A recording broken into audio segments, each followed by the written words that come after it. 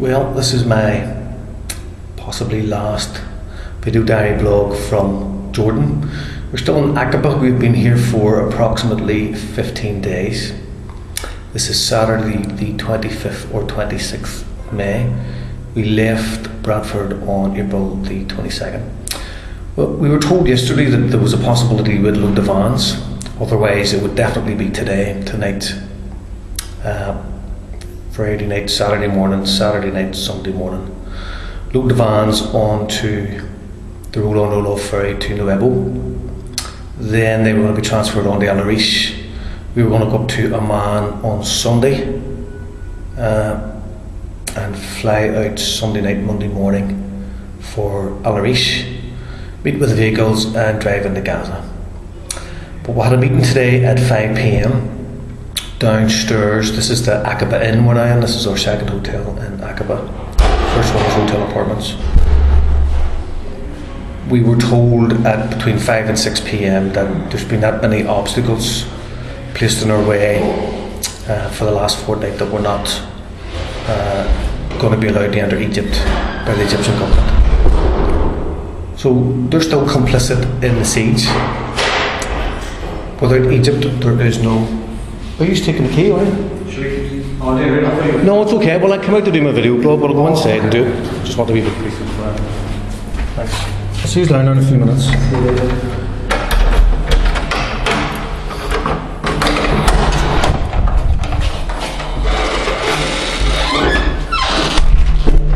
Hey.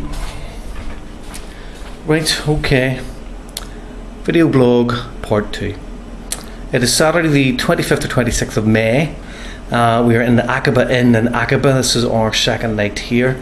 We thought we were going to load the vans last night onto the roll-on roll-off ferry going from Aqaba in Jordan to Nuevo in Egypt, where the vans were to be shipped on to Alarish. We were to fly from Amman and meet the vehicles. For the last fortnight we've had the Egyptians apparently tell us that yes, it's fine, all the vehicles, all the people on the convoy and all the materials would get in. Then that was changed. We're only going to let in 2 ambulances because they were seen to be medical vehicles, whereas the other vans had medical equipment and drugs. So there's been all kinds of delays. We packed up just over a week ago, ready to go to be cancelled at the last minute. Last Saturday we were able to get into the vans, go over with the police escort, sit in the vans for an hour and a half, ready to move the aid and the vans down to the port. We sat there between, I think it was 10 o'clock and 12:15 when we were finally told that it's not going to happen. So I was really hoping that tonight would be a case of third time lucky. We packed, then we got in the vans ready to go to the port. Both those were cancelled, and we thought it was definitely going to go today because there's been all types of promises, but apparently there are several different departments in Egypt who must agree. Egypt claims to be in transition to democracy, but it's totally complicit in the siege on Gaza. No Egyptian siege, then there is no siege because the borders open at Rafah, trade gets in, trade gets out, exports go in, imports come out, or vice versa.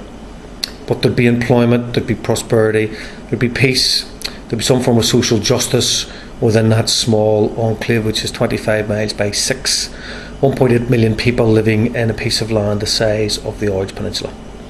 So I had a meeting downstairs.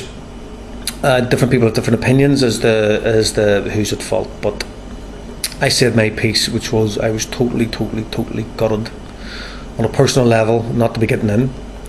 I don't hold Viva Palestina or the management or the negotiators at fault, because no siege, we wouldn't be trying to break it. I think the siege is possibly stronger. While people claim others get in, they fly to Cairo, they drive down the main motorway over the Sinai, they get into Gaza, all the paperwork's done in advance, it's all done and dusted, but there's a complicity there with the Egyptian government that you go to Egyptians and say, what do we have to do for you allow us to go in? So people get in, delegations get in, money get in, but there doesn't appear to be a lot of aid, there doesn't appear to be a lot of breaking the siege, challenging the Egyptian government on its complicity with the siege with Israel. The whole idea of Viva Palestina 1 was to break the siege, and 2 and 3 and 4, which was the Mavi Marmara trying to break the siege by water. Viva Palestina 5 I was on, we got in 382 activists and about 150 vehicles and something like $5 million or pounds worth of aid. Viva Palestina 6 was called the Right to Return convoy. It was basically a symbol of the right of the refugees, 6.8 million in exile in Lebanon, Syria, Egypt and Jordan, for them to return. So I don't know if the name has anything to do with it, I don't know if the presidential elections have anything to do with it, but Egypt is far from a democracy. The military is still in control. The siege is unbroken in that, no, the siege has been broken, but the siege is more or less intact in that the Egyptian government still decides who gets in, who gets out. Even the tunnels, if there's something that the Egyptians don't want to get through those tunnels, it doesn't get through. So they have a list of what can go in and what can't go in. One or two people on the convoy are thinking of just going over unilaterally, just flying over to Egypt, Al Arish, possibly going through the tunnels, which I could have done last December when I was there. I'm certainly going to consider it, but you know, the idea was to take a ton or half a ton of aid in a van over the border into Rafah, break the siege. To go in as an individual, I can't bring any medical equipment, I can't bring a van. To go in as an individual under the tunnels to say hello to people, have a cup of tea, shake people's hands and come home. It's not breaking the siege, it is solidarity, but Viva Palestina would prefer, if people do it, I would imagine, so long as they do it on their own and not claiming to be representing Viva Palestina, I'm sure they don't have an issue with it. But I'm not sure at this stage, after being on the road for, I don't know, it must be nearly 5 weeks now. I'm not 100% sure that it's the right thing to do. Pauline's been at home running the business. As I say, I mean, I put my heart and soul into this, as has everyone else. But I said in the meeting I would have been prepared to see it through. I had at least another fortnight on me to stay here before I really would have had to consider leaving. So I've done everything within my power to get to Gaza, to break the siege, to bring in medical aid, equipment, hope and solidarity to the people of Palestine. All I can say is I'll try again. So no apologies for what I've done. I've done the right thing. It's morally correct. No dissatisfaction with the way things go. Every convoy is different. Every convoy faces hurdles and obstacles and delays.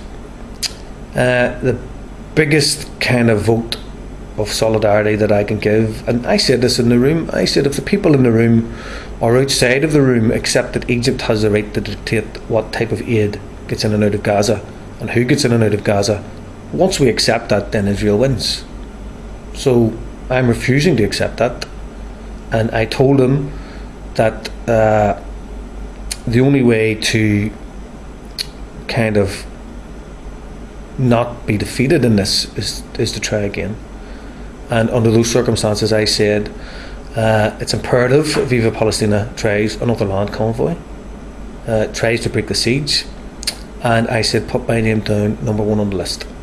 So there's been issues in the convoy, there's been huge delays, been huge frustrations, a couple of crosswords, not too many. 4 to 5 weeks is a long time to be away from home and the people you care about. But I'm an activist, and I'm beginning to realise that this is what activists do. You don't accept defeat, you don't surrender, you come back and you knock on the door, you put the boxing gloves on and you try again.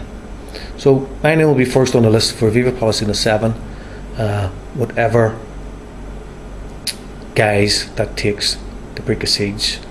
I'm not defeated, either the people in the convoy. Inshallah, next time.